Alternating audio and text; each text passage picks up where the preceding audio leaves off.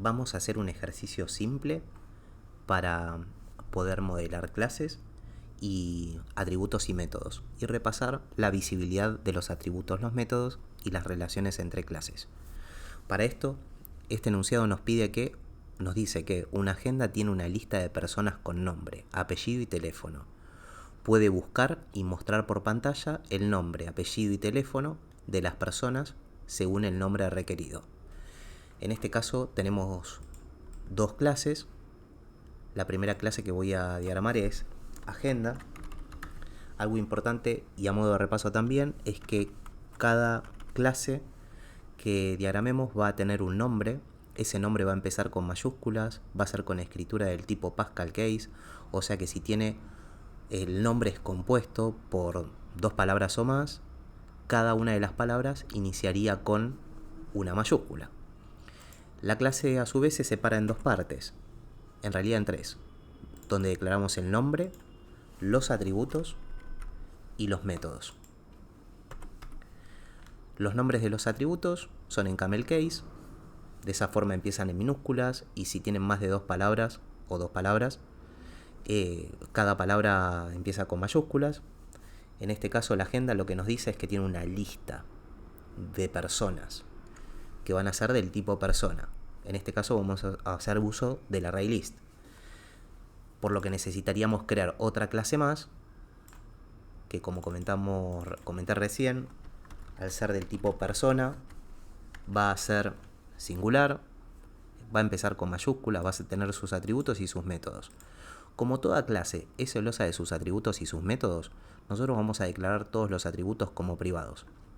Esto va a depender del enunciado que recibamos o del requerimiento que nos hagan, pero siempre recordando que las clases son celosas de sus atributos y sus métodos, vamos a hacer que sus atributos sean todos privados y sus métodos también, los que se puedan privados. Pero en algún punto vamos a necesitar algún público para que desde otra clase pueda ser utilizado.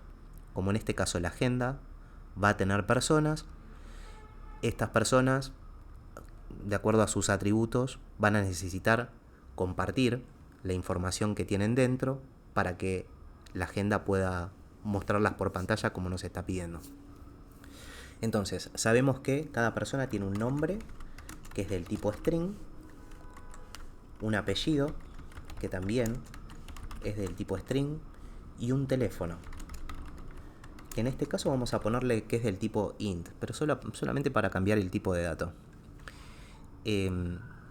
Algo que tenemos que tener en cuenta siempre es que, así como la persona se escribe de la forma que mencionamos recién, con Pascal Case, y los atributos o los nombres de las variables en camel case, cada definición de atributo siempre tiene tres cosas. Una es la visibilidad, que puede ser privada y pública, o pública. Otra es el nombre de esa variable, de ese atributo. Y la otra es el tipo de dato.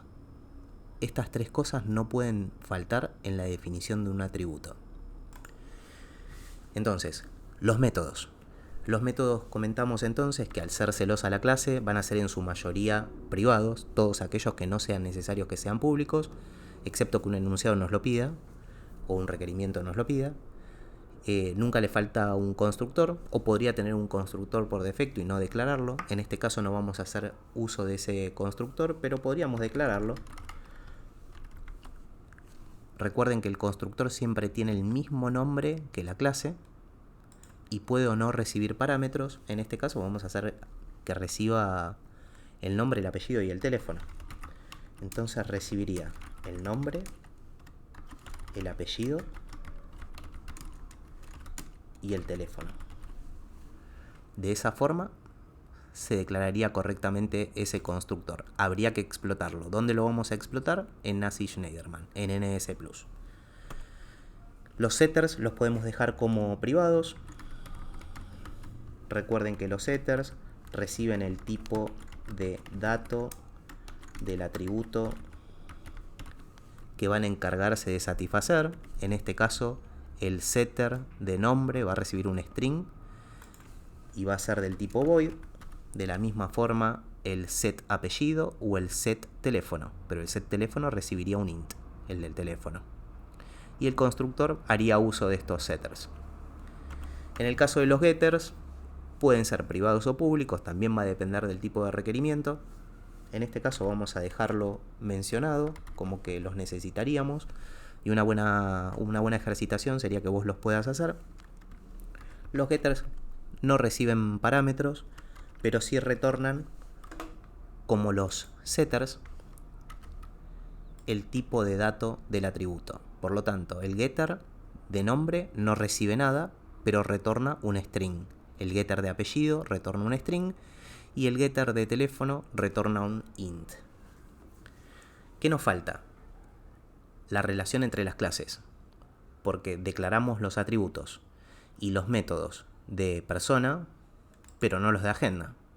Agenda sabemos que tiene una lista de personas, que es del tipo persona, siguiendo con lo que comentábamos en persona. La visibilidad, el nombre y el tipo de dato. ¿Cómo se declara esta relación?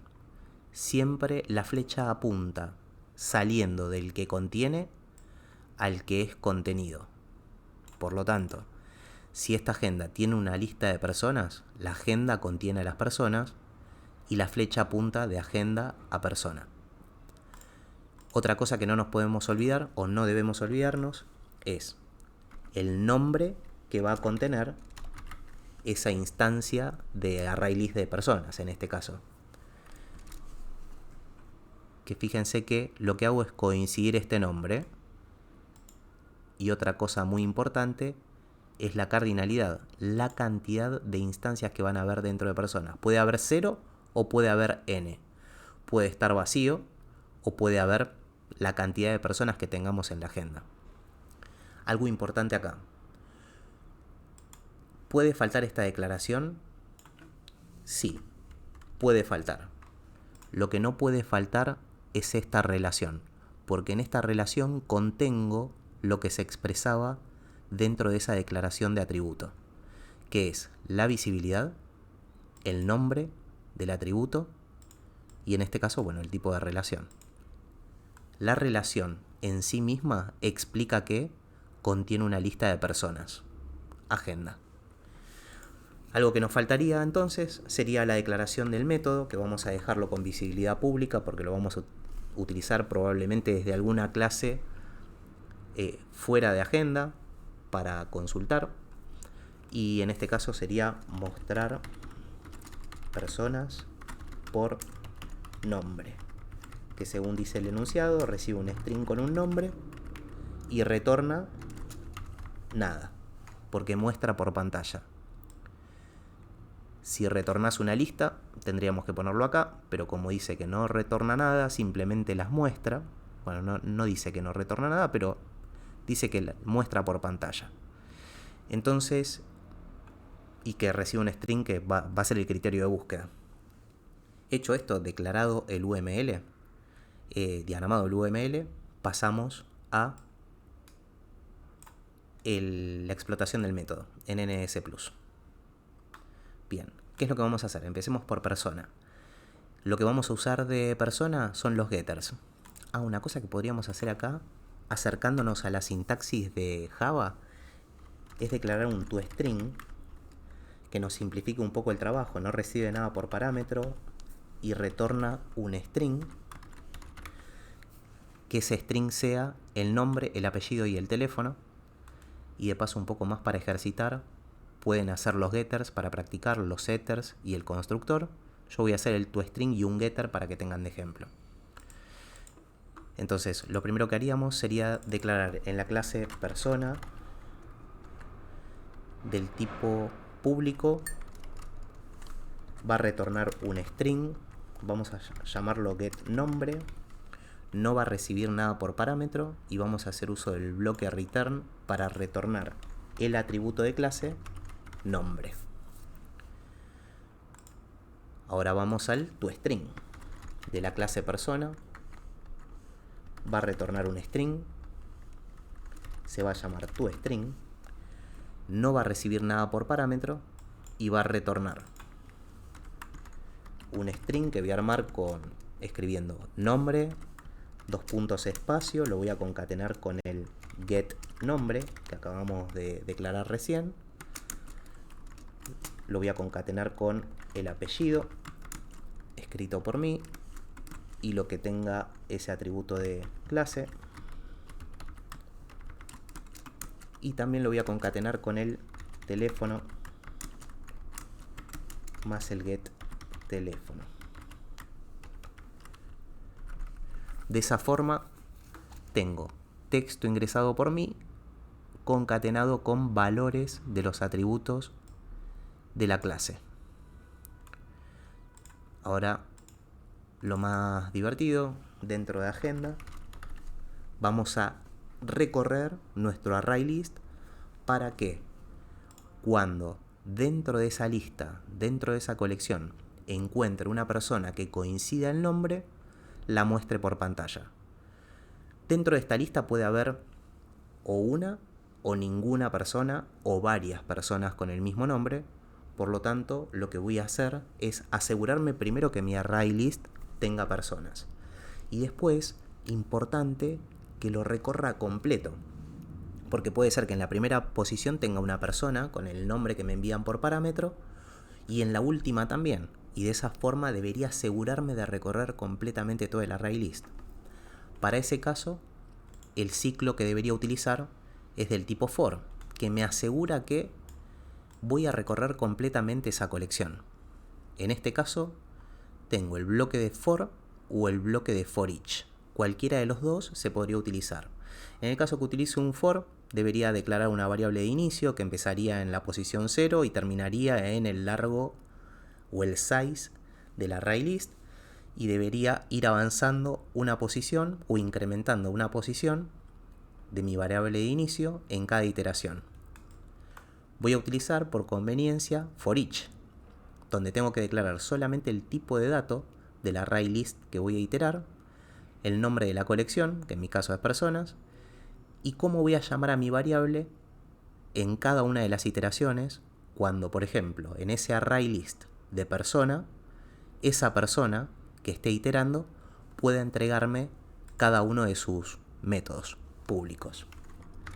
Entonces, en cada iteración, la persona se va a llamar persona, va a ser del tipo persona, y voy a recorrer el array list, que es mi atributo de clase, personas. Entonces, dicho esto, el método se va a llamar de la misma forma que acá, mostrar personas por nombre, y va a recibir un string que se va a llamar nombre. De esa forma, el parámetro que recibo es del tipo string nombre. Bien, dicho eso, ¿cómo voy a hacer yo para que en cada iteración compare el nombre que yo recibo por parámetro con el nombre que tiene esa persona? Simple, utilizando el getNombre de la clase persona, que al ser público me permite utilizarlo desde la clase agenda. Entonces, con una condición podría resolver el problema. De esa forma, mi persona, esta persona de cada iteración, punto getNombre, y acá podría servirme, en lugar de intentar hacer una comparación con iguales, para acercarme a Java, a su sintaxis, del método equals, que recibe un string y lo compara con el string mencionado. Yo sé que persona.getNombre me da un string. A ese string lo quiero comparar con el nombre que recibo por parámetro. Entonces, si este nombre de la persona que estoy iterando es igual al nombre que recibí por parámetro, lo que voy a hacer es, como tengo que mostrar por pantalla solamente, mostrar el persona.getNombre